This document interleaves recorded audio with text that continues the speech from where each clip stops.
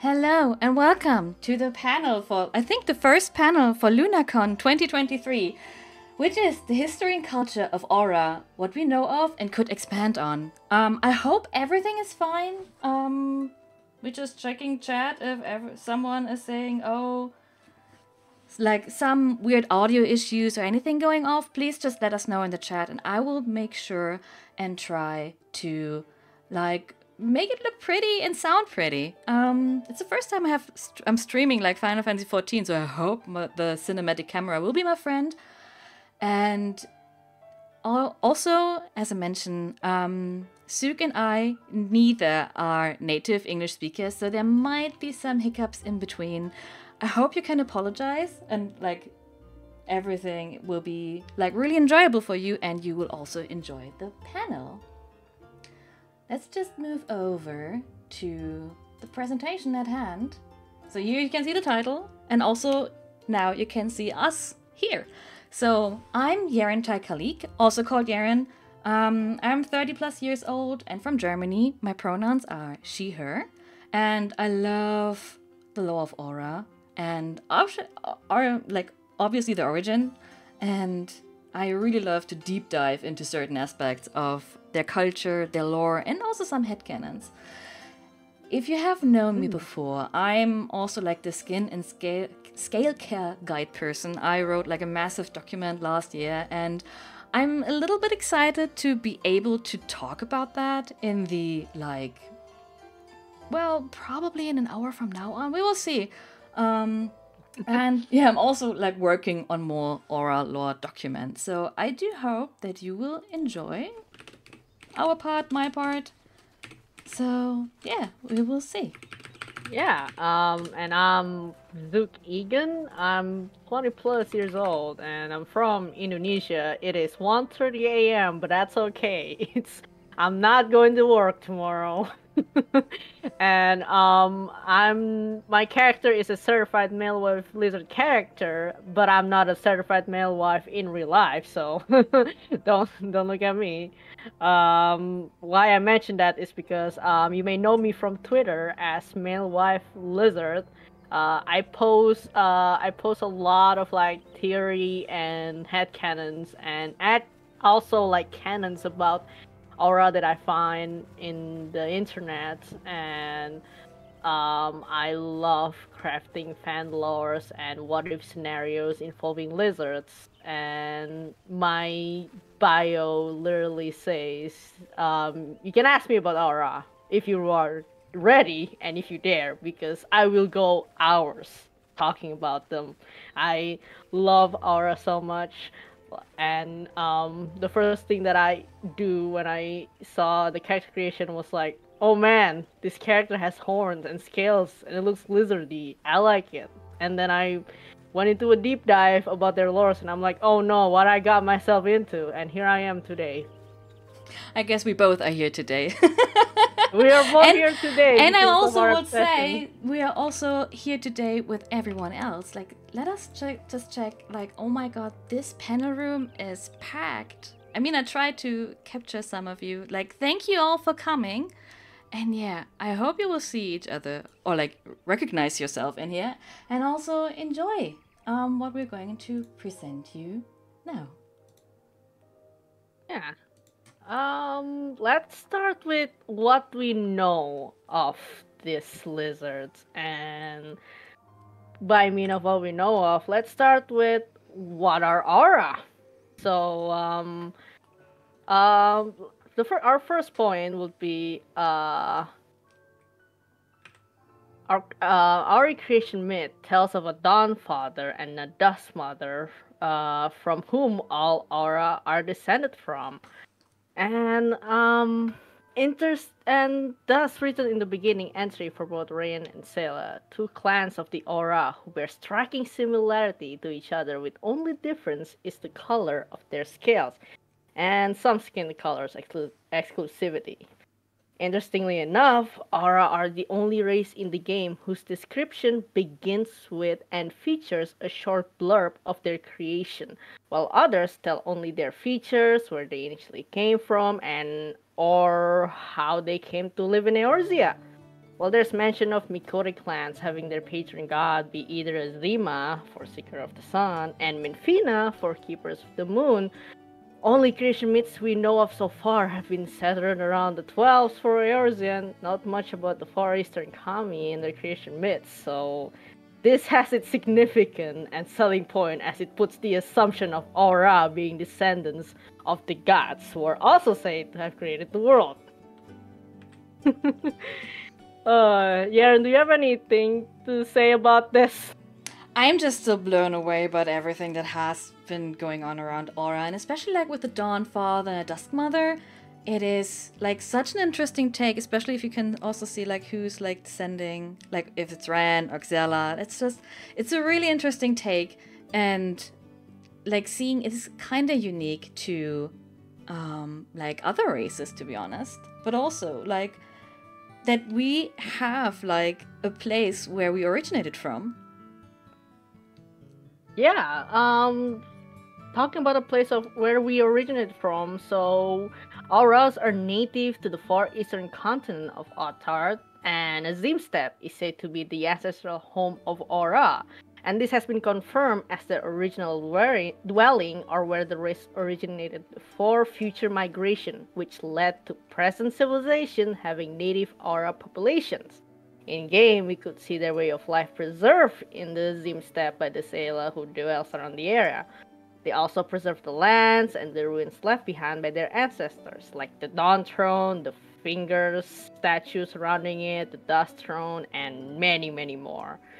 Other races does have their own ancestral home, and they've been confirmed to be originating from somewhere. Example being the Viera, being from the Golmore Jungle and Skitae Range, Hrothgar from the northern Ilsabard and Boja, Lalafell being from the southern Seas Isles, and here's from many surrounding continents. We don't know where they originated from, but they're somewhere.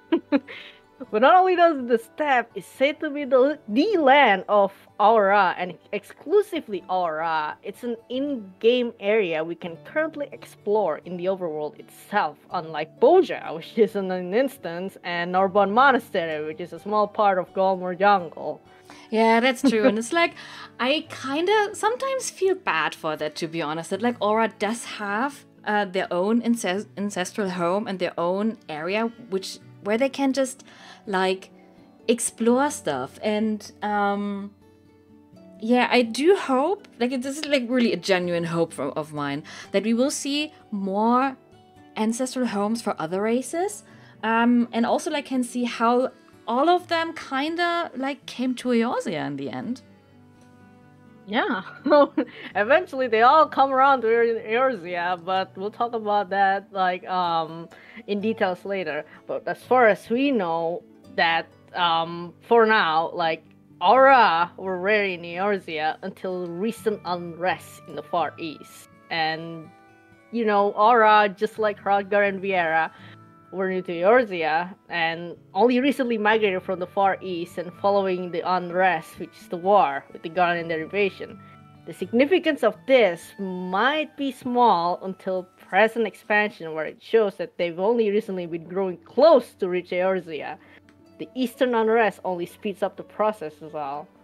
And of course, this was made because Aura were the first races added in Heavensward outside of the main starting race, which is mostly comes from Final Fantasy XI, which also explains why in story and world building that their only recent appearance were from the east, and interestingly the north, as we see in the new Seela settlers in Dravania, living with the Gabi and adventurers of Idyllshire. Although you don't like, they're like really hidden. Like when I was like playing through Heavensward, I had the feeling that, you know, there were not many Aura around, even though they were introduced with it, with that expansion pack. Like, we had some that were joining the Scions with Yugiri, and there were some job quests, NPCs that were actually Aura being ran, or even Xela. But like during the little like the MSQ, I actually didn't have really the feeling that there were like a lot of Aura present, even though it was like the place where well, we got introduced. But I think that that might also be like a reason, like there might be a reason behind that, to be honest. Yeah, and honestly, it's probably stemmed from the belief that they were progeny of dragon until recently disputed by scholars citing differences in their physical traits and many more. And the theory isn't exactly wrong to consider Aura to have descended from dragons, as Aura have non-conventional ear, it being their horns and having natural scales growing on their body. We can assume reason why it's disproved was because the scholars studying this had the similar roots, the first and foremost being the enhanced hearing and spatial recognition granted by an aura's cranial projection, traits not attributed to draconian horns apparently, and the second being the gross disproportion in body mass between aura males and females. And again, this is apparently a trait widely unseen in dragons. Even so, this opens up an even deeper rabbit hole as to what aura really is, and there are common physical attributes unseen in other races. Like the fact that they're the only race in the game that has scales. Everyone was like either a lion, or a cat, or bunny, or tall human, and really small humans. I mean, to be honest, like, is there like anything else that you can have as besides like fur or hair? Like scales just make sense to it, to be honest, and it gives like a little bit of variation. But honestly, like to see how from where this all comes from, like there are like not only dragons or lizards or other reptilian creatures that could have like grown scales, and that there's like so much possibilities there. Are they probably pangolins? We don't know. Pangolins have scales, but I mean, are they big? imagine little penguins like waddling around and then like having a little tail and stuff. Oh my god. That would be cute. It would be cute, yeah. Oh, and like these are just points that we'll go into more details later and get into those other points from there. But first, let's do a quick meta history of Aura and perhaps try and clear some things up. Alright. So, what are Aura? Are they dragons? Are they demon? Are they beasts? Are they lizard? Are they gator? Now, interestingly, while initial designs often depict more draconic features, demonic, void sense, and even beastly, in the end, Aura somewhat managed to have all three kinds of traits. They're the only race which has extreme body disproportion, growing scales, these are like tail and horns, like I said before, and so these are the info that we gathered during broadcasts from Nico Nico Super Conference back in 2015, where the dev showcased many pieces of concept artworks, some presenting Aura, like this ones. Just for your information, we do our best in putting this concepts timeline in a chronological order, but we might miss some concept or accidentally switch them around. So yeah, just FYI. But like about the interview themselves, Banri Oda mentioned how Aura is made with the image of the devil in mind, that their designs are inspired by demons, not dragons. Though earlier concept does bear dragon-like feature, again not saying they are dragons, but it is funny how their earlier design seems to hint at it being a thing. I mean, their concept page labeled them as Final Fantasy XIV race _ dragon, so you see here. There's even a concept depicting a female Aura interacting with an Evis, and the obvious Hrothgarish level of humanoid Aura. That's a Dragonborn right there. That could have been a Dragonborn Aura. We could have been a Dragonborn, guys. Look what they wrought from us. And then there's a concept bearing more demonic-esque horns, god aesthetic, and even an entirely beastly and stocky look on male Aura. There's even a male race comparison between the Rogodin and concept version of male Aura where the male Aura towers over a Rogodin by a head. We were tall, that tall. It's amazing.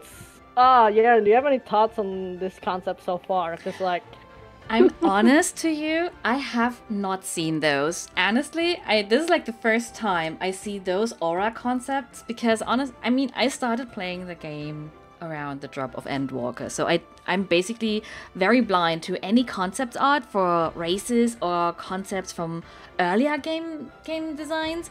And to see that now is just like, oh my god, that is like an entirely different race. And honestly, I mean, to be honest, maybe it's like my own like taste and stuff.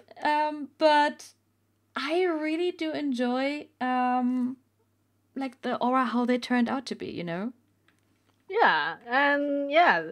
So finally, we got like the more streamlined concept of aura, where there's obvious physical difference and even different shaped horns between the sexes. Like, look at how they're trying to put the succubus horns on a male aura on our next slide, and like, yeah, on our next slide. Yeah, can you? I have switch them already over? put up the next slides, or are you waiting on some other slides that I don't know of? Oh no, no, never mind. I got my pages turned around up. Oh, Sorry. don't turn your pages up and down, Suk. It's not really helpful for the panel. all right, all right.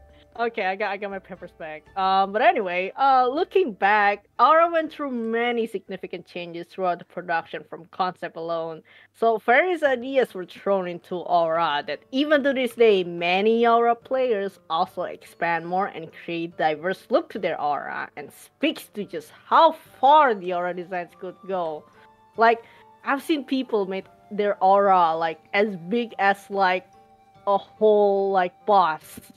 Like they're like 2 meters tall. It's like, God, they can reach the roof of a house. I mean, to be honest, like Yaren is like min-sized male aura, and he is still like over 2 meters high. So they are like huge. Yeah, and like there's also some aura that I see on the net who made their aura like a female aura be more like Rogadin, and I just gonna say I appreciate the diversity there. Like, people are so very creative with the way that they just make the auras different. And there's even like people who also make headcanons of like auras having like much more diverse like horns, and like the females can have like male horns and the male can have like female horns, and it's sort of like adds to it. And I don't know why, I just love it. I just love how much that we can expand on like the aura physical or like concepts themselves. And like I saw like some people also made their aura to look a lot more like the concepts, like the dragon concepts, and man, Yeah, you already know what I think about it.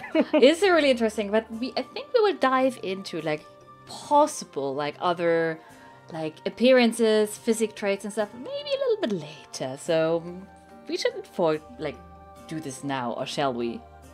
No, we can do it later. We got like a lot to go through. We're just a tip of the iceberg, but like yeah, from the most draconic to the aquatic sea creature, and like the skinny, and then the wide, and everything else. We're gonna touch on that later. Now that we're more or less settled on what aura are, let's go to the steppe and talk about the aura in their homeland. And far from the influence of most historical events that most of the aura living either don't care, can only wonder, or have not a shred of idea. Like, far from from Eorzea and isolated from the rest of Altar, the Azim Steppe is the homeland of Aura. Many events happen throughout the world, including the surrounding area of the steppe, like the Guardians' invasion of Doma and Alamigo, the war between dragons and men, and the most prominent, the fall of Dalamut, which may have affected at least one Acela tribe, but otherwise the steppe remained untouched from outside world's influence. At the same time, no one outside the steppe has any idea what could be going on in the steppe. This proves to benefit us who are studying traditional aura custom, as it's preserved here in their homeland, or at least somewhat preserved. The only time we knew of the Nadam, for example, the rite of passage that is Bardom's metal, and the existence of several ancient Ori architecture, and things we found in the Bardom's metal are when we arrived through Stormblood. And by then, we also know that the Rain have mostly been living and spreading outside the steppe, with the Sayla becoming the primary resident. So we weren't there when they were united, still in the same place, like both Rayans and Sayla still living in the steppe. We were there when they were already separated and already spread out. So we're like far apart from what they're like in the past, so different. And even so, many Sayla and Rayan, or what little population of them there are in the steppe and among small tribe, still hold onto the belief that they both descended from the same deities, which also created the world they live in, though the myth itself varies. Yes, but honestly, even if there's like a varied myth or like a different retelling to the myth at all, there's like a core to everything, like to every legend. There's like, or like to every tale, there's like a little core that everything or everyone has in common. And honestly, like that myth about the Dusk Mother and the Dawn Father is one of my favorite in the game, not gonna lie. Yeah, it's so cool, and this is what we'll be discussing next. So, one thing that the Aura of the Steppe often hold in common is their belief in two deities, Azim and Nama, better known as the Dawn Father and Dusk Mother. Legend has it that Azim and Nama created the sun and moon, then the world around it. Popular legends know that Azim and Nama were fighting against one another for claim over the world. Though if they were to actually fight, their meeting as well as combined might, it can end the world. So they created the Aura in the image of their own. White-scaled Rayan by Azim, dark-scaled Sayla by Nama, to fight in their stead. Thus, the first Aura fought against one another for a time. Now, over time, Rayan and Sayla laid down their arms and came to love one another. Upon witnessing such an event, Azim and Nama bequeathed the world to their children before returning to the heavenly body above. There's even myths detailing how both gods come to rise above their hatred of each other and come to love one another. But alas, their reunion would still cause the end of the world, for the sun can never meet the moon. Both were fated to chase after one another, but never to meet. Then we get another version of the myth from the Oronir, where it said that Azim made the Rain as avatars of him and sent it to protect Sayla, children of Nama. When the Dusk Mother saw the Rain, she immediately recognized his image and cried tears of longing. Oronir beliefs says that when these tears struck the earth, they rose anew as a counterpart to the Oronir, their fates entwined. This led the Oronir to believe that for every son of Azim is a daughter of Nama, for whom he must search. Now, the belief of son of Azim and daughter of Nama were one example of many other beliefs rooted in this myth. This myth is only further supported by the monument known as the Dawn Throne, which bears a face that is said to be his likeness. It also marks the sacred site where Azim is said to have created a corporeal form of himself and become the Dawn Father, while the Dusk Throne is a marking of the sacred site where Nama, the goddess of the moon, is said to have created a corporeal form of herself and become the Dusk Mother. The sands of time, however, have ever disdained the works of man, and for all its prodigious size, the desert is threatened to swallow it up. And despite that, we've only ever heard of this myth coming from Sayla. The first time we heard about this alone was from Hien.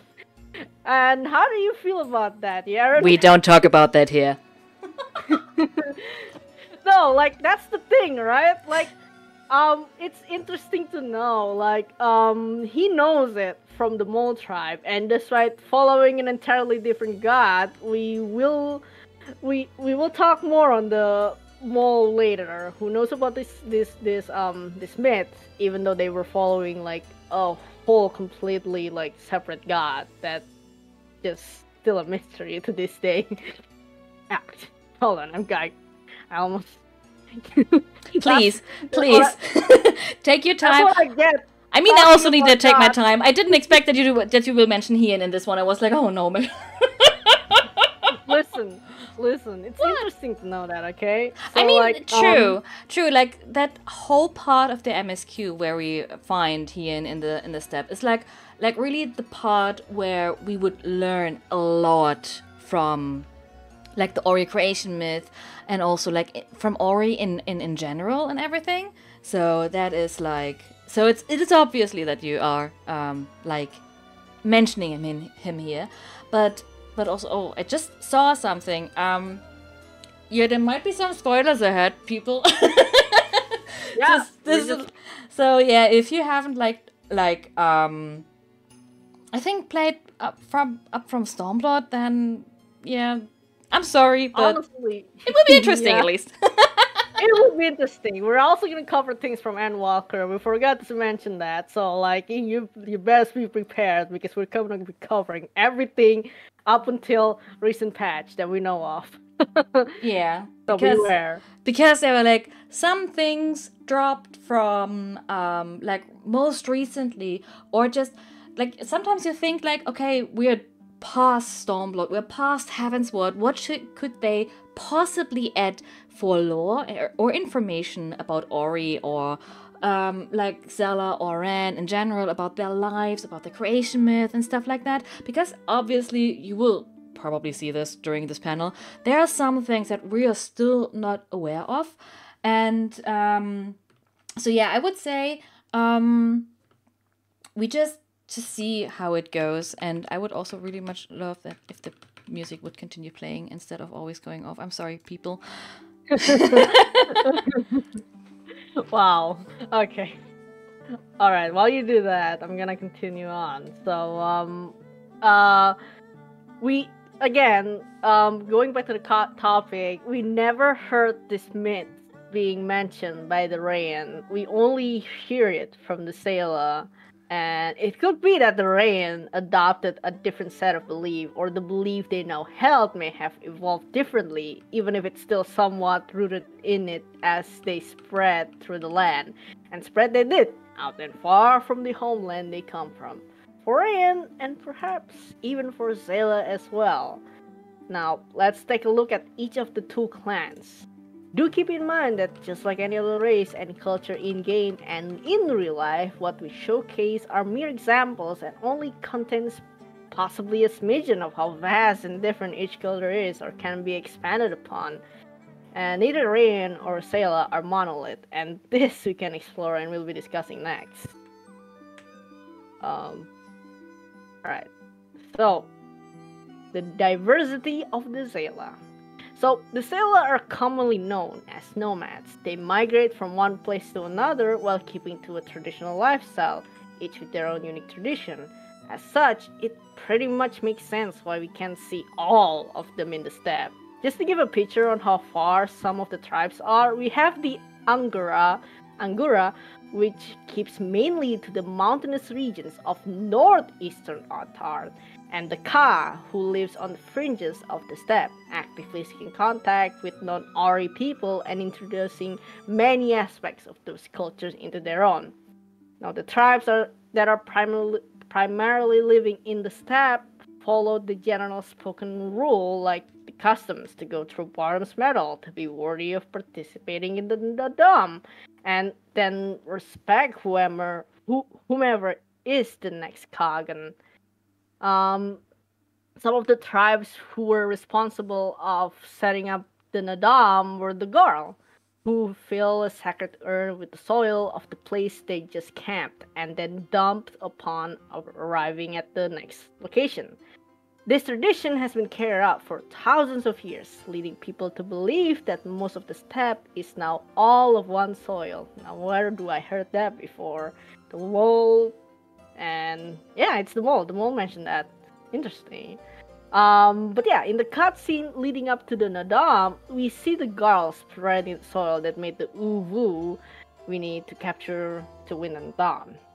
And before we continue on, I'd like to make a point that while some tribe does follow this traditional lifestyle to a T, there's other tribe who doesn't follow them through, and that's fine.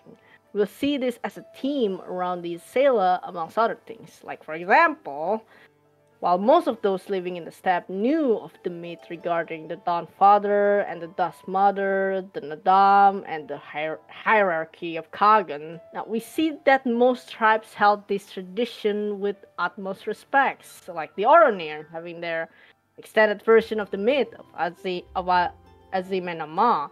There's also the tribe called Kagon, who worship Nama exclusively and see Azim as the mortal enemy of the Dust Mother. They even live a strictly nocturnal life and hides in the dark when the sun comes up. Then there's the Mole, like we mentioned before, who only recently participated in the Dom and having entirely different deity they answer to called the Elder Gods. Some of these traditions were not. This is like an example that some of these traditions were not imposed upon the Sela. There's like a lot of it, like holy moly, like there's so much diversity in the tribes, and like how many have you talked about? 5 or 6 even? There's only like wait, a tenth of that would have actually been like in the lore in general, but also just we have not even seen everything in the game. Like, for example, my poor boy, he originated from like multiple tribes, and as far as I know, I have never seen one of them in the game yet. And that is just like, and everyone is just following their own traditions. And also because we don't know about these tribes a lot, or like any of their traditions, there's so much potential to just say, I just do it on my own. And that is like, and that is like also where, like, I mean, we still have some tribes that we could cover where we see, okay, we do know stuff about them. But like the majority of the tribes, really, it's up to you what you do with that.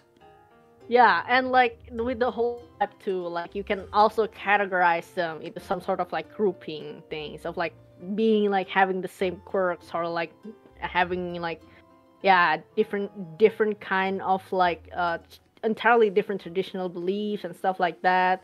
Like some other tribes that has left behind some traditional lifestyle, like the Dalamic people who worship the now fallen moon Dalamut, and canonically stated to be one of only few Sela tribes who has abandoned the nomadic lifestyle and set somewhere on an inlet in the middle of a 2-wide span right in the river.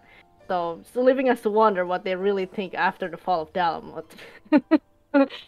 And then there's the Ugayr, which you can find on the overworld map, having lived in the cave south of Doro Ilos, a cave that's been dug by a race of giant oliphant-like beetles, which they believe were placed on the land by the gods to punish their elder that had grown too greedy. If you go and see their cave, you can see the murals they're working on, oddly resembling the ones in Bardam's Metal, except they're not glowing and resemble more like proper cave paintings. And like, just the fact that we know Sela tribes as being nomadics, and then we later find out that there's actually at least 2 tribes that already abandoned their like nomadic traditions, like just nomadic lifestyle, is interesting. Like they still consider it as a tribe even though they're not nomads anymore. So like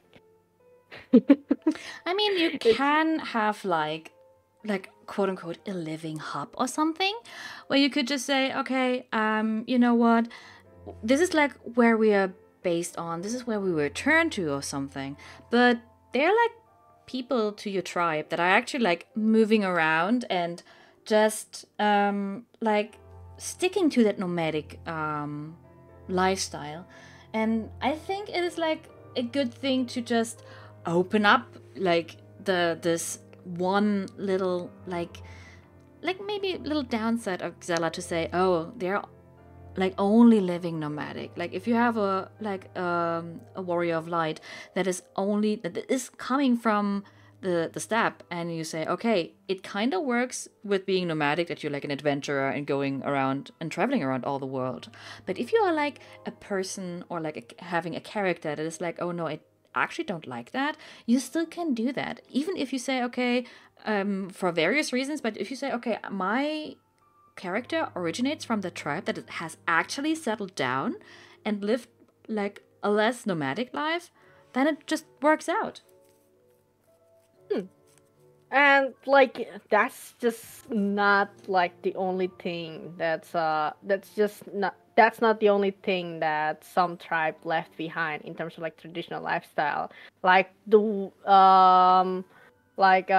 for example, we have like horses or yaws that are a common way to get around the steppe, and presumably some ancient wall carvings suggest that it was one of the traditional lifestyles of like ancient Auri custom.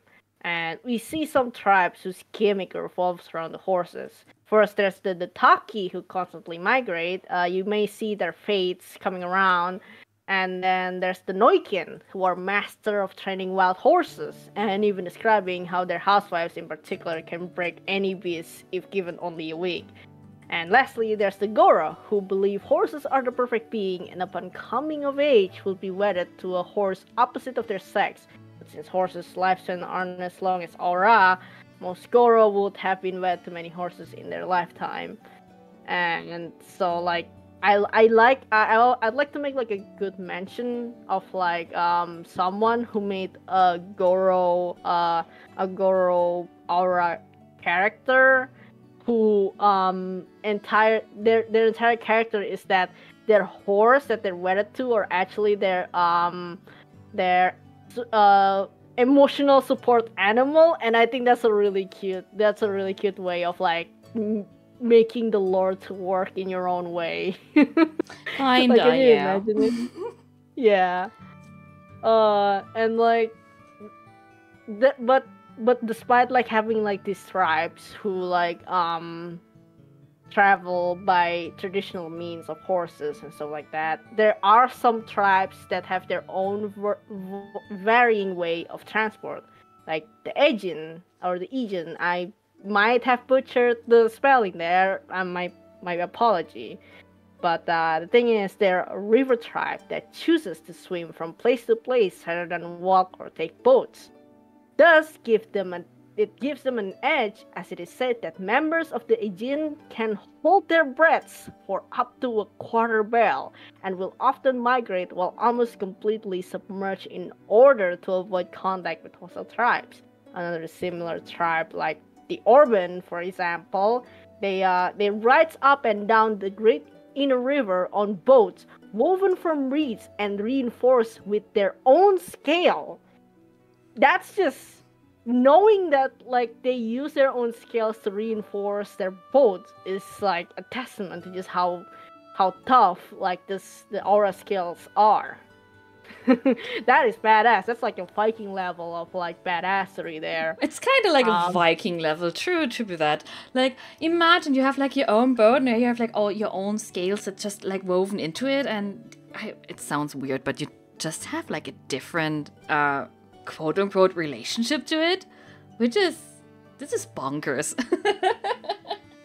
Yeah. Oh, yeah, and you might wanna control the cameras. The Mughals might be revealing something that we weren't supposed to reveal.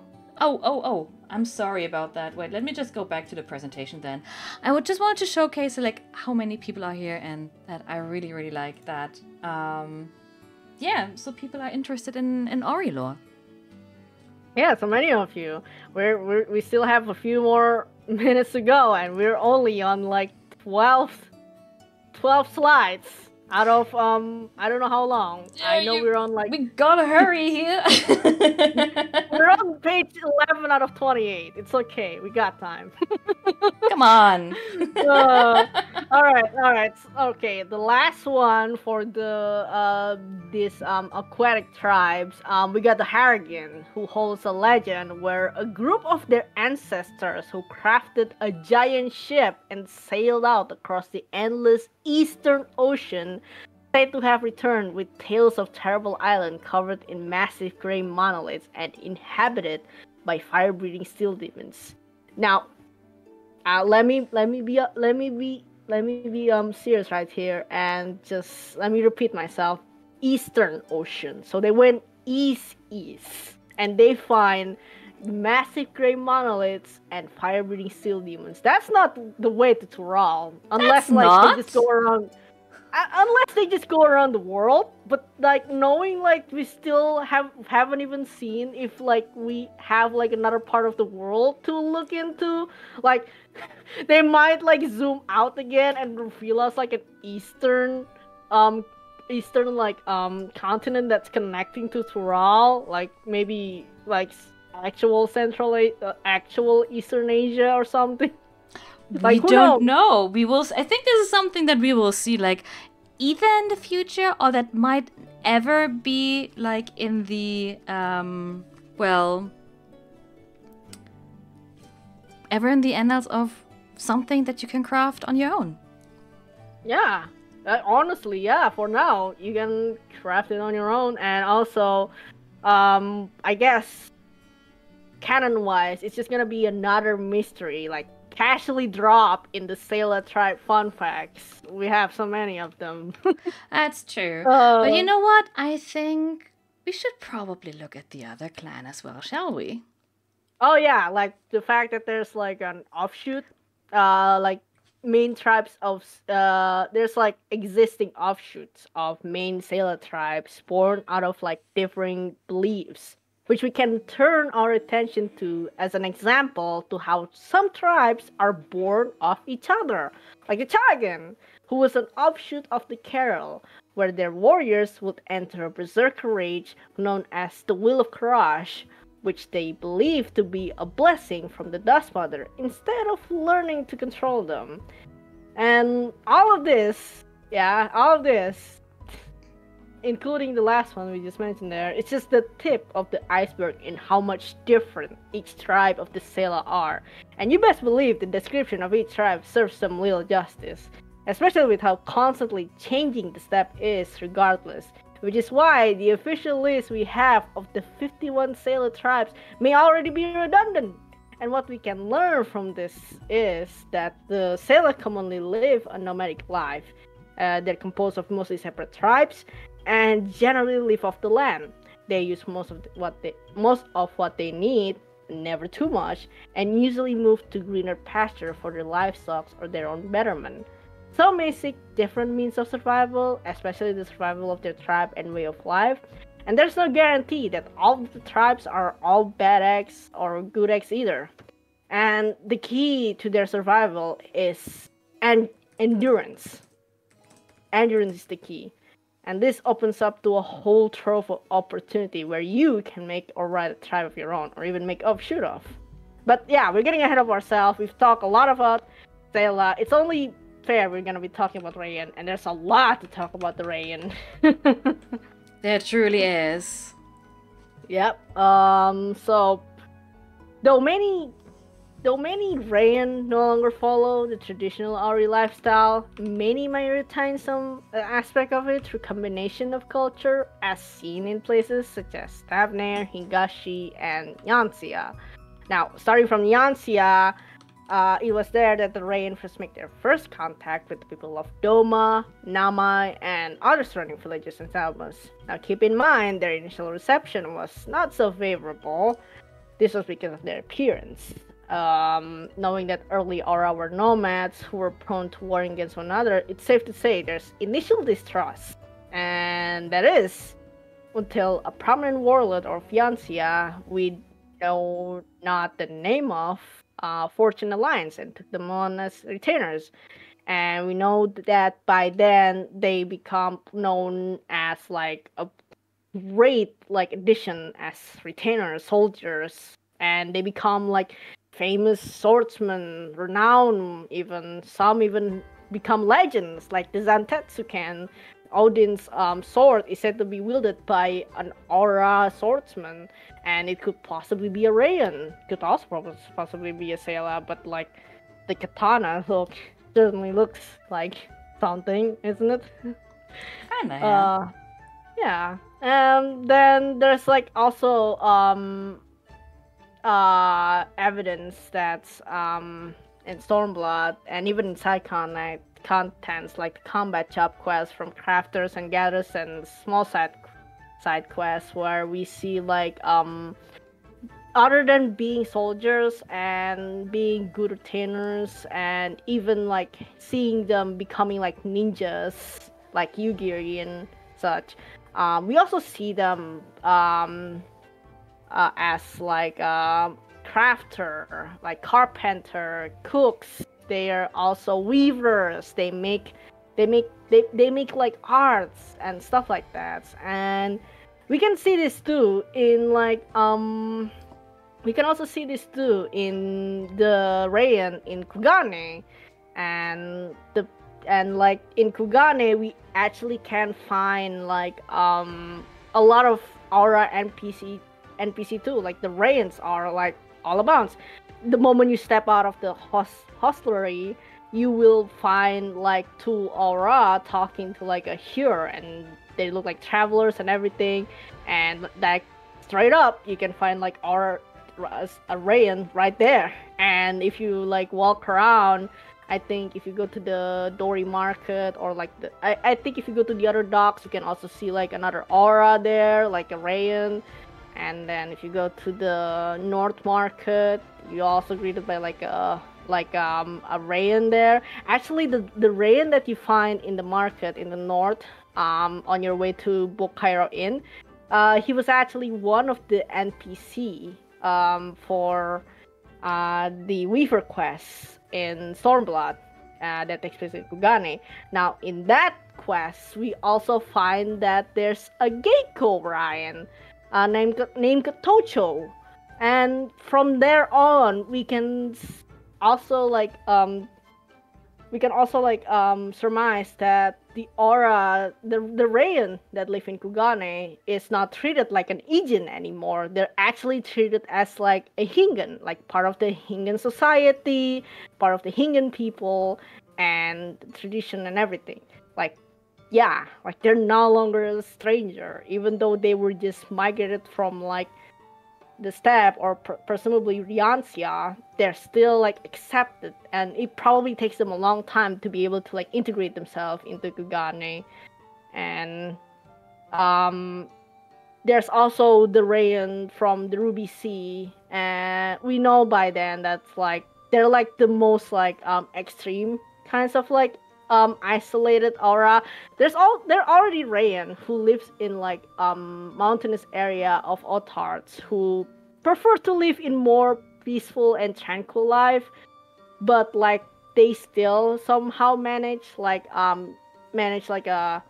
sense of like contact with the outside world. But the people in the Suino Sato and Violet Shisui Violetides already like completely cut off contacts and only maintain ones from the Kojin, and that affects them badly actually, because if you've gone through like the custom deliveries there, you know by then that's like the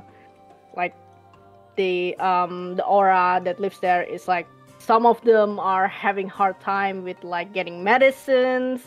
And ever since the Guardian invasion, they also kind of like so the people of Nomai used to go on this fishing expedition, and because of them, there's not a lot of like shark to really threaten Rayans from Suino Sato that's like fishing around the sea. But ever since the Guardian invasions, the Namai people just stopped going on fishing trips, and that causes the shark population to like inflate, and from that a lot of like the fishing trips and everything is just becoming more and more dangerous. And it wasn't until us, the World of Light, and once you finish the custom deliveries, we see that they finally start to accept trades from the outside, and they do so in like a fair manner because they don't want to be dependent of like the outside world. They want to have like a strong like fair trades, which we can also see in Tavnair actually.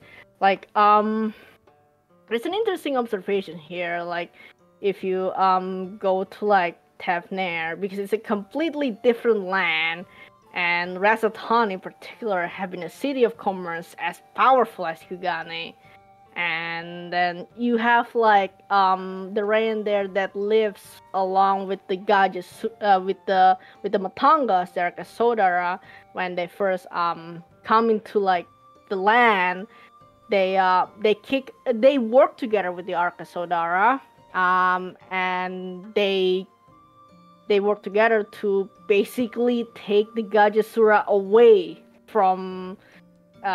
They just kicked off the Gajasura from Tavnair, and the Gajasura who were like kicked off from the island go to the steppe. They seek vengeance upon the Rayan that stole their home from them, and so they trying to steal their homeland, which is the steppe. And that's how the Gajasura come to the steppe. They're not natives of the steppe. They come from Tavnair, and it was because the Rayan and the Arkasodara team up to like kick them off, and so the sailor had to deal with them.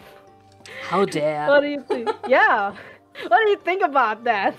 I mean, I have always like been really curious about how Ran like integrated themselves into the society of different like cultures, because Kugane and like Hingashi and Yangsha and Othard, they are so different than what we see in Thavnair or in any other like place where Ran are more present than in any other place.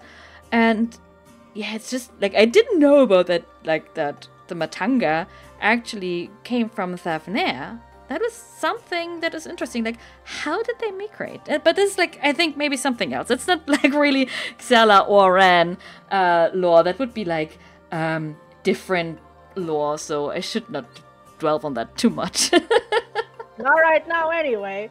But another mention of like Tavnair culture that I'd like to point out is the fact that Tavnair is said to be like a land of many gods, which is basically means that Tavnair has so many religions and so many gods. You really they can only be specified by like the Manusha, which is the three sister, and the Murga, which is like I think the Murga is like the deities that has like a human face, but they're actually like beasts in form, while the Manusha is like human-like in their everywhere physical, except their face is like masked as an animal. So that's the three sister. And an interesting thing about the three sisters is that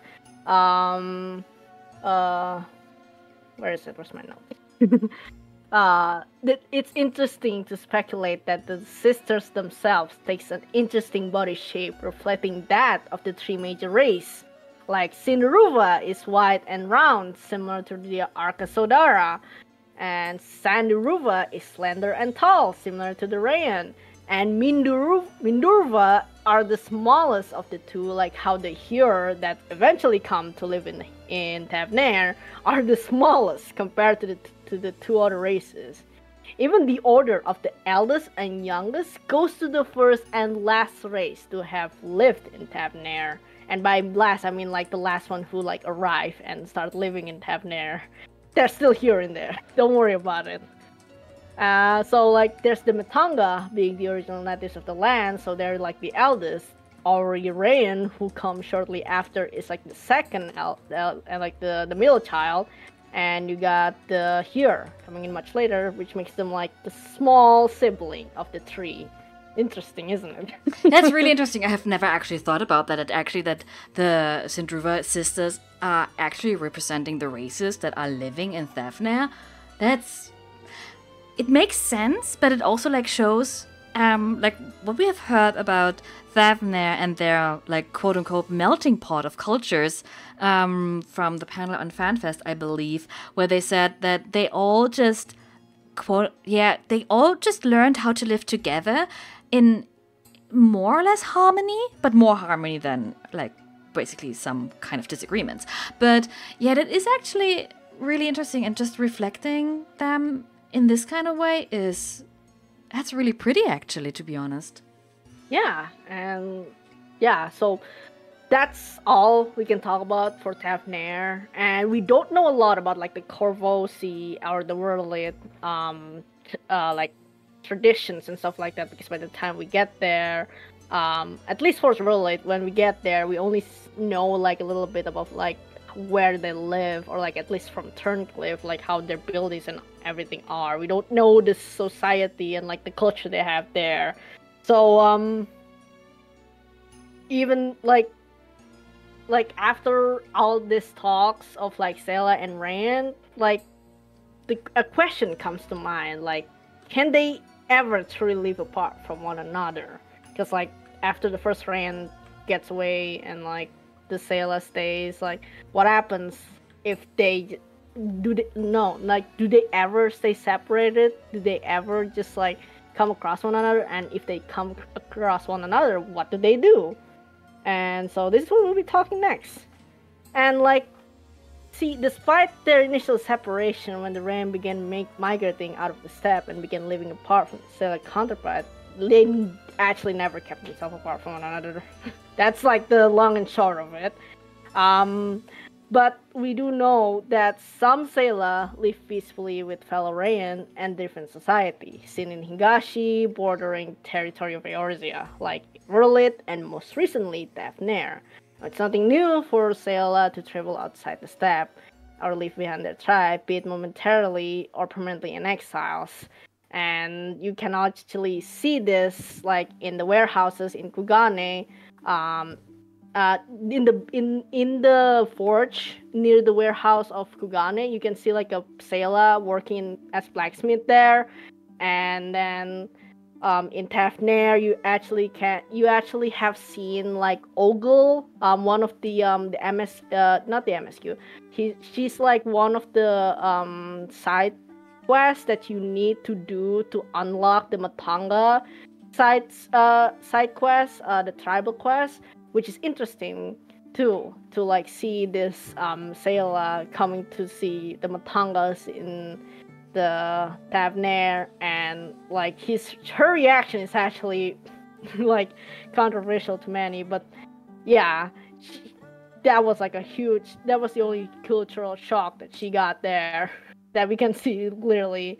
And then we got like the Wurlit, where we can see that not only there's Rayans living there, we actually see some Selah children, and actually some of the siblings that we see in the Sorrow of Wurlit raids have like Selah in them. Like we got like, I think Recon and the other like female Aura are just straight up Selah.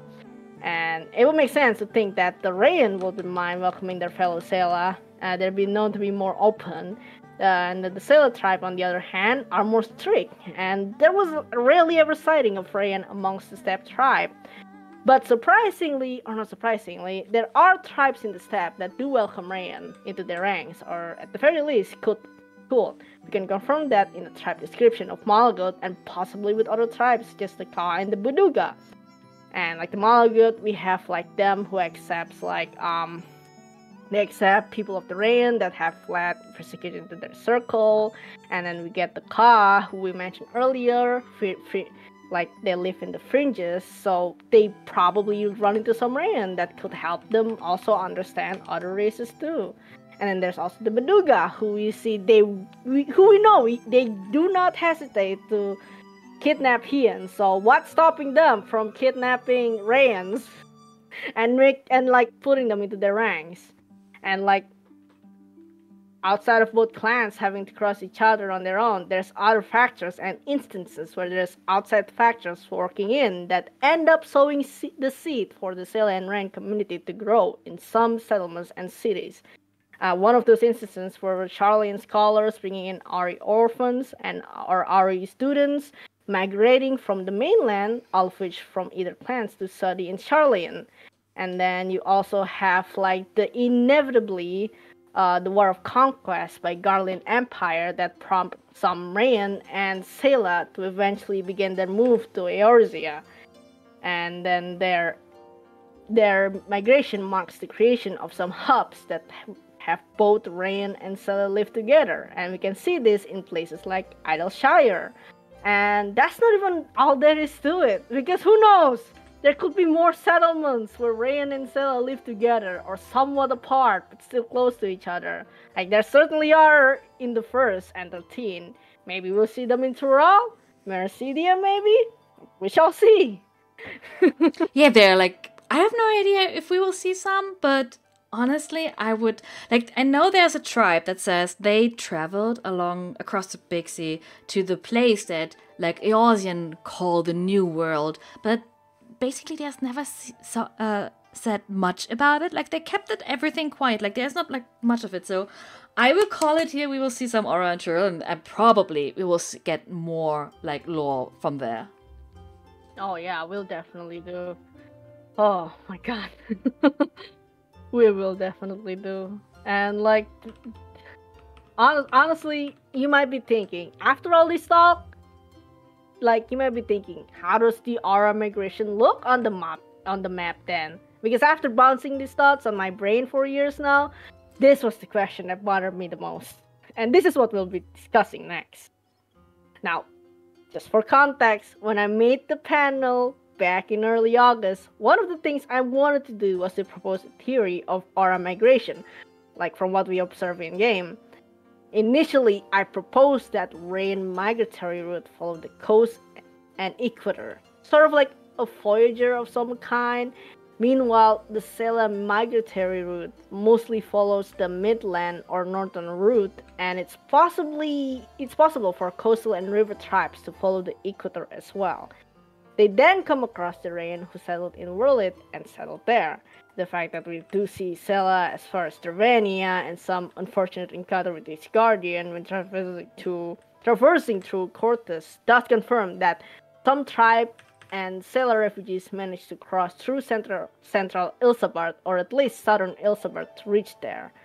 And the fact that we haven't seen Selah in other city-states in Eorzea says that, as far as we know, no Selah refugees or tribe attempts to cross the sea to Eorzea. And with the Domans being the only Rayan who ever touched grounds in Eorzea means their migration route, by natural progression of time that is, has only reached the fringes of Eorzea.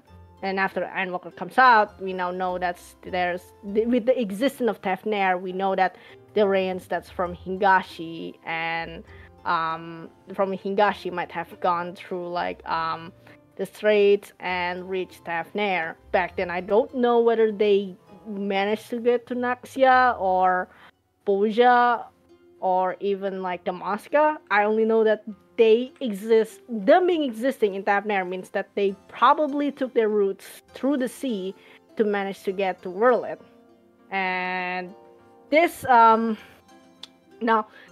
even though we only know that they only reached like Wurlith as far as like Eorzea goes and Cortes, we know that there are Rayans and Selah even in Sharlayan, which makes it funny because like that makes Eorzea the only place where Aura hasn't attempted to live yet, even though there's like probably Aura from that was like carried over from other continents and making ports in like places like Anusha or Ul'dah, and so it's really just funny. And then there's like Las Vegas happens, and apparently the Rayan migration route does kind of follow the coastal route. We got them starting from the Azim Steppe and then going to Yanxia, and they go from Yanxia to Naxia and Hingashi, and then from there they go to Dalmasca and Boja, and then Corvus, and from Corvus they go to Tafnir and Whirlit. And that's just interesting to know that my theory was correct. But we don't even know what if the Sela have like certain migratory route. But like that's like another conversation on its own. It is true, but I can remember how you very excitedly messaged me once that slide and that panel came up and was like, ah, yes, that is for us. that is indeed for us. That's there. I thank your friend who asked that, by the way. I really thank you. I will tell them. Everyone thank Yaren's friends for asking the devs about that. But like before we get one last bit from me, I already take up so much time. I'm so sorry, everyone. There's so much to cover for like aura facts alone. I will be able to talk about them furthermore outside of this, but like just a little bit. Other notable aura mentions is that the Drowned in the Forest have entirely different history, culture, and societal structure to their source counterpart, mirroring more to Ishgard or curtain structure of like societal and custom and tradition, and even like structures. We see this in Ailmec, and we know that they also live with Rogadin, or as we call them in the first Galgians.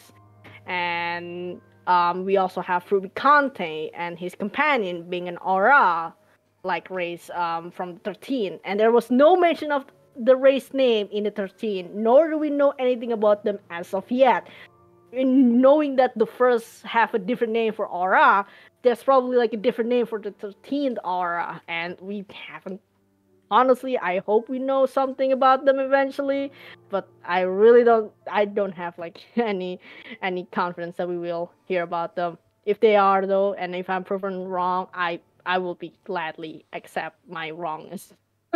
And then lastly, there's like during the 27 PLL, Koji Fox, aka Fernhalls, wrote in translation that he mentioned, in addition to the Sela and Rain clans, there are rumors of a different, much older clan, and this is where Yoshipi cuts him off, implying that there was a much ancient version for both clans. And we know there were mention of it from the Sela in the tribes, talking about their ancient counterpart, but like we haven't seen them. We only seen the murals that might look like the ancient Aura, but other than that, nothing. Nada.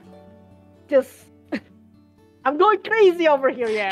No, please, but chill. It is maybe something like with like intention why Yoshipi said like we don't talk about that yet. Who knows? Who knows what the future will hold for us? Maybe there will be like something that will like prove the creation myth of Nama and Azim to be wrong. Yeah. And honestly, I don't want to be like in the middle of that fight where people are just going in between, oh no, this is like the true myth, I will fight for that, and then we have like those that are defending the new race, and oh my god, it will be an interesting time, but but I'll be excited to know about this ancient Aura. Oh, absolutely. Because everything that we get is just like a new addition, like something new that we can base on what we know of. Yeah.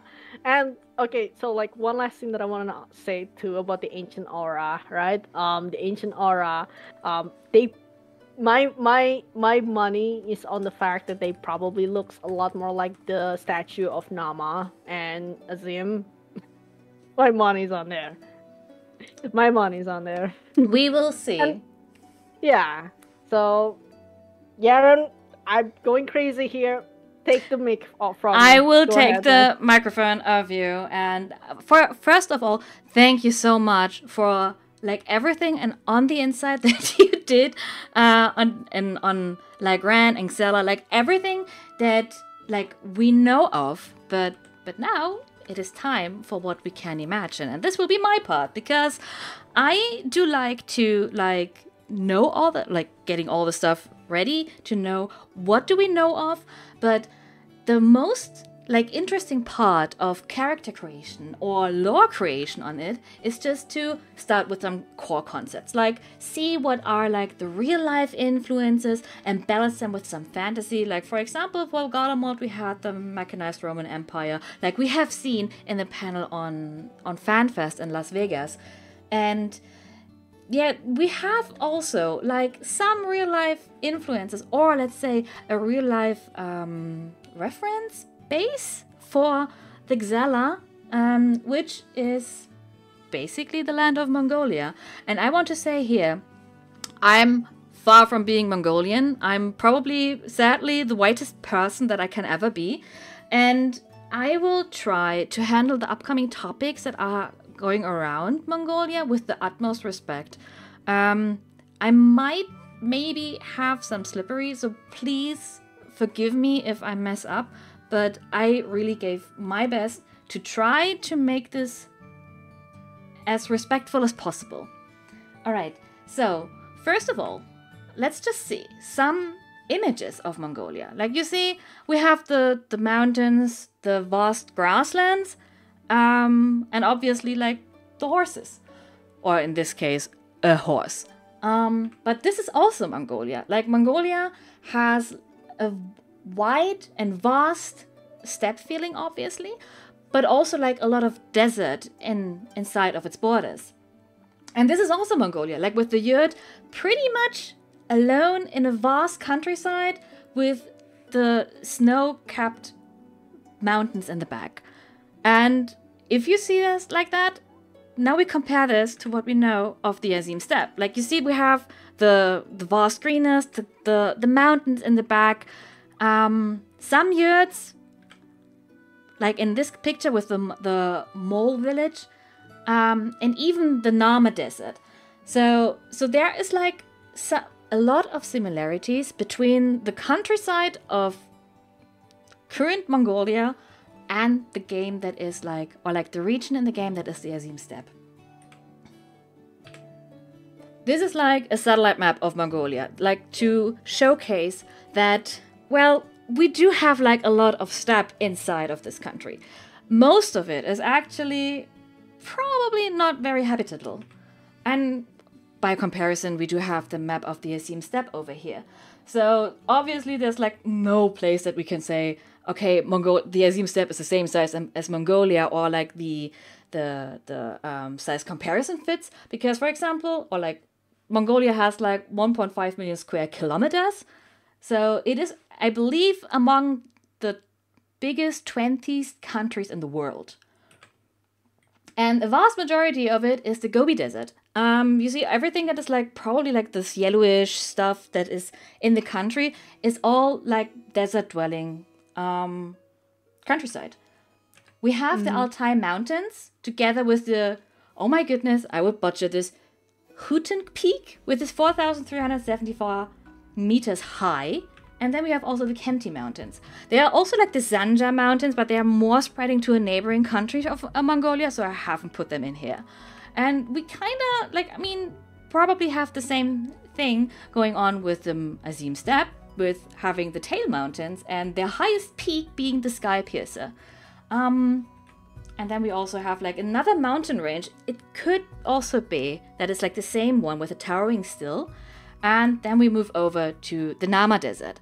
So we have like a similar geography between the Azim Steppe and Mongolia. Like we have, as I said, the vast grasslands, although as you can see in Mongolia, the majority of the countryside is basically desert. And then we also have, with this, no real place to grow crops. Like Mongolia itself, I believe, doesn't have any permanent farming industry or crop growing culture. And if you can kind of remember, yeah, if you kind of see, like even in, it is kind of reflected in the Azim Steppe by not really seeing much farmlands or farms in general, not only because of their nomadic lifestyle, but also because there's just not really fertile lands around. And on top of that, the Mongolia has like harsh weather conditions. They're like a deserty climate, but also they are having blizzards. blizzards so bad that it could actually kill their livestock. So living in Mongolia is tough, and it kind of makes sense then if you live like in a countryside that is like this, I don't want to say unfriendly towards your being settling down, but actually it is. Like, you cannot really settle down in a country where the vast majority of the countryside is actually like not really habitable. Yeah, and it's like different from like living in like Sahara Desert and to this like Gobi Desert and Altai Mountains. Like, it's a different kind of like inhabitable. Yeah, definitely. It is, but yeah, it is like a really difficult way to live there. And so it's no wonder, or like not really surprising, that the Mongolians and therefore also the Xela kind of had that nomadic lifestyle. Okay, I'm going to rush a little bit through the next topics. So we're going to have now a little look on the Mongolian holidays, because we do know 2 of them, but do we, like, are there more? Who knows? So we have we don't. We have the Zahan Sa. I hope I pronounced this right. This is the Lunar New Year, which is also, like, we will see later on, reference in the step. But we also have other national holidays, like, for example, the Great Buddha Day. And then we also go over to the big thing that we all know, the Nadam. And for the Nadam, I actually have some information about that, because it's like a little bit different than the one we see in the game.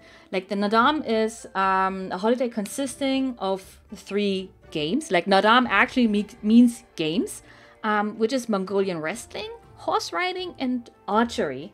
And these games are called Danshik games. And, oh my god, Spotify.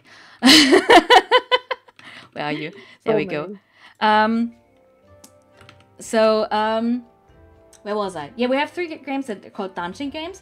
And these are usually, or were traditionally held during different celebrity occasions, like weddings or spiritual gatherings, and weren't originally tied to any date or place.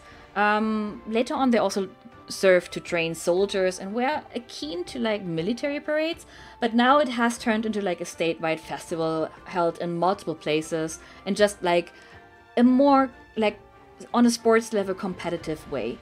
And around that time we also see like people really just celebrating, also just having served like their national food. And one thing that I really find it interesting is that they do start the whole celebrity or like the whole festival with a Bieli dance, which I personally just really like. Like I have like listened to some of the Bieli dances and have seen some on YouTube, and it is just like a really nice thing. Like as you can see, they're just having like dancing together. It's just really nice to see it, instead of seeing that in the game we do fight each other. So it's like a different term to it. So as I said, that a Nadam consists of Mongolian wrestling, horse riding, and the archery. On the archery, women can take part as well as the horse riding, and children are like also allowed to take part in the horse riding contest. And the 2 biggest Nadams that are held in Mongolia today, or like nowadays, are called Danshik Nadam, where I just say greetings from the front lines, and the National Nadam. Okay, so this was like a little excursus, like how the Nadam looks actually in Mongolia and what their traditions were, and well, how they turned it to be in the game.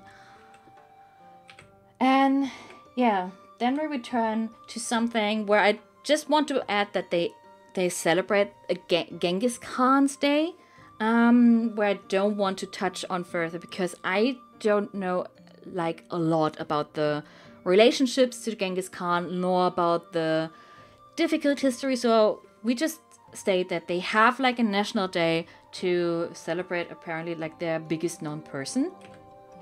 Then we have the Republic Day and the Independence Day. Like these are like the Mongolian holidays, just as a quick through. And then we do have the steppe, quote unquote, holidays, which are again the Zahan Sa, which is the Lunar New Year, And then we have the Nadam, which is on the final day of Sahansa.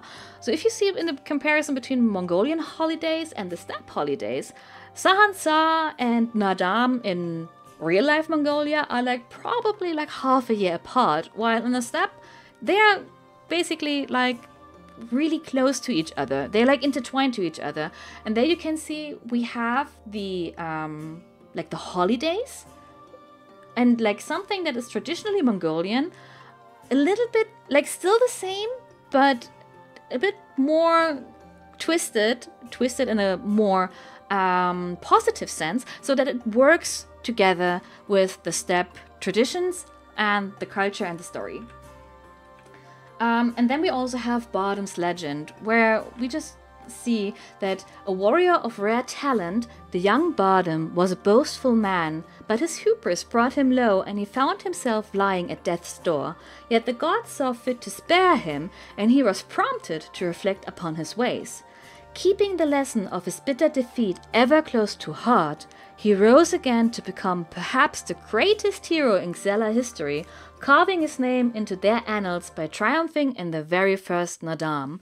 And here you can probably see, like, okay, if you know a little bit of Genghis Khan,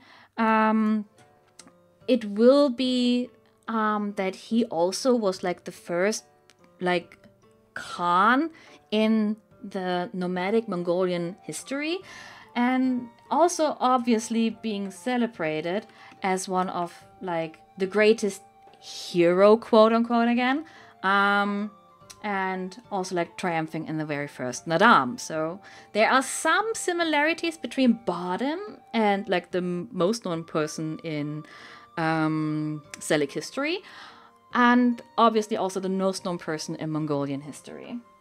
But for me personally, what I really like for sources of like legends or trades or anything else are actually the fish. Like, there are some really interesting fish lores just hidden behind, well, obviously catching the fish. So shout out to all the fishers in the game. You're doing like an excellent work by capturing all of these fish, so that we can actually like see some of the lore that is happening.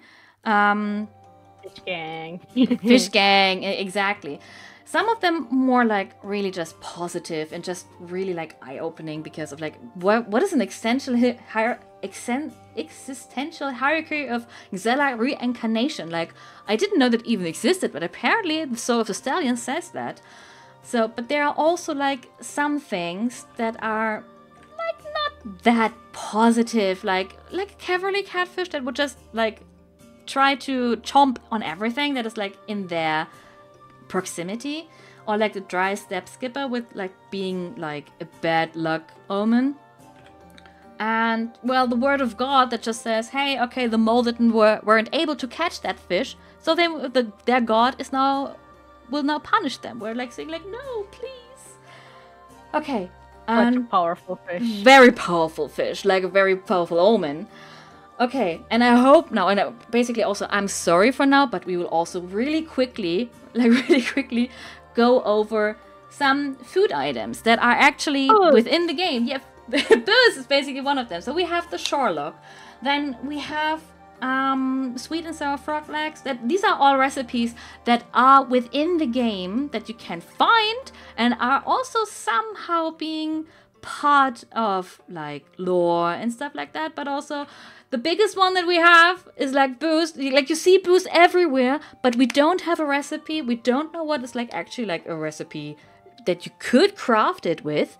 But yeah, it is basically inside the game somehow, but not for us, but for others, which is good. Like, feast on it, because boots is just apparently like one of the biggest meals, or like most common meals you can find in even today Mongolia.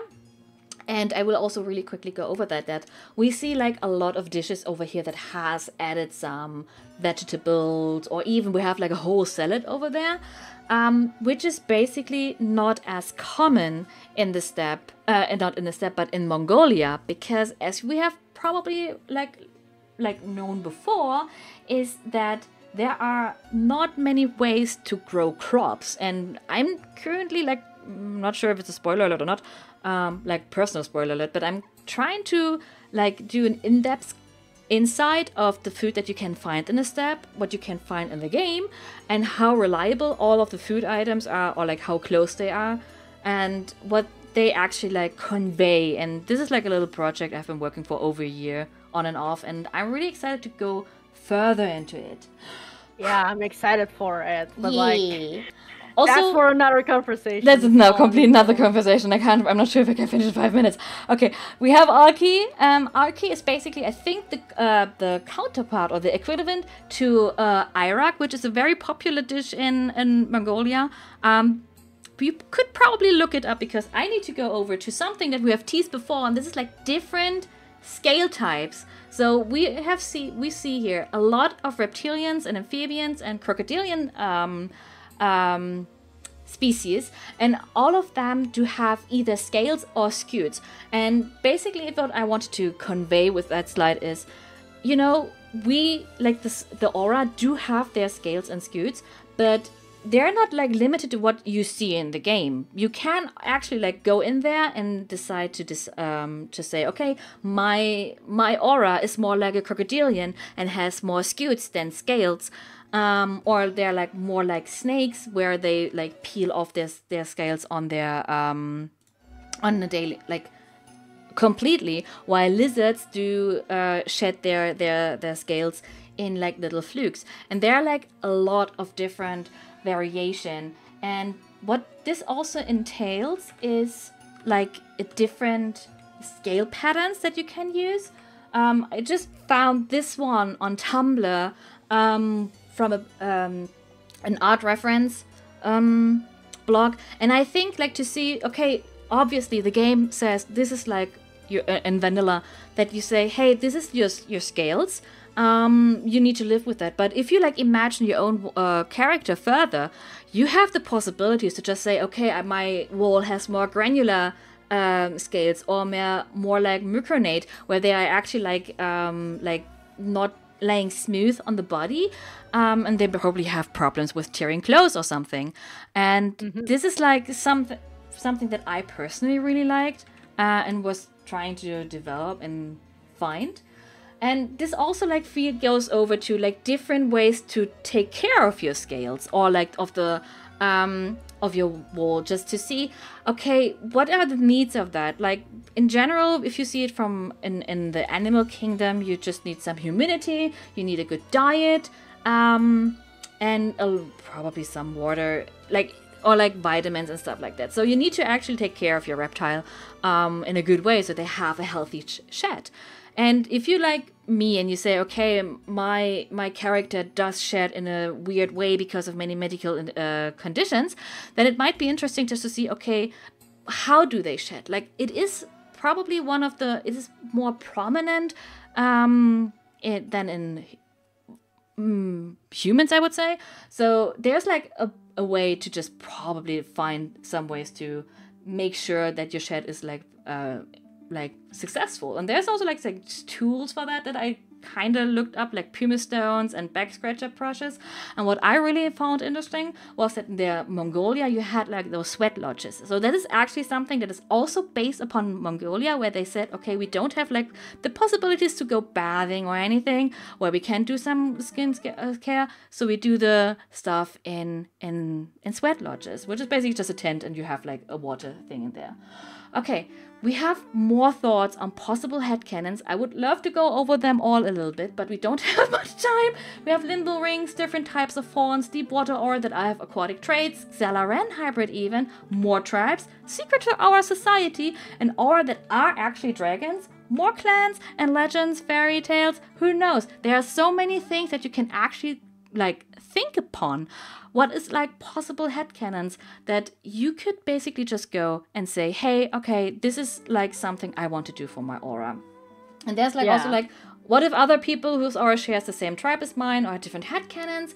How far can I diversify? What would be law breaking? Or can I apply real life reptile traits to my aura? That is everything that is kind of possible. We sadly don't have time for the brainstorm part of the panel because we're running out of time. So, and all this to say, but knowing the law and what is canon is to know the foundation from which you can shape the world with. Aura culture complexity allows you to draw references from real world culture and tradition. Thus, the only limit is your imagination and creativity.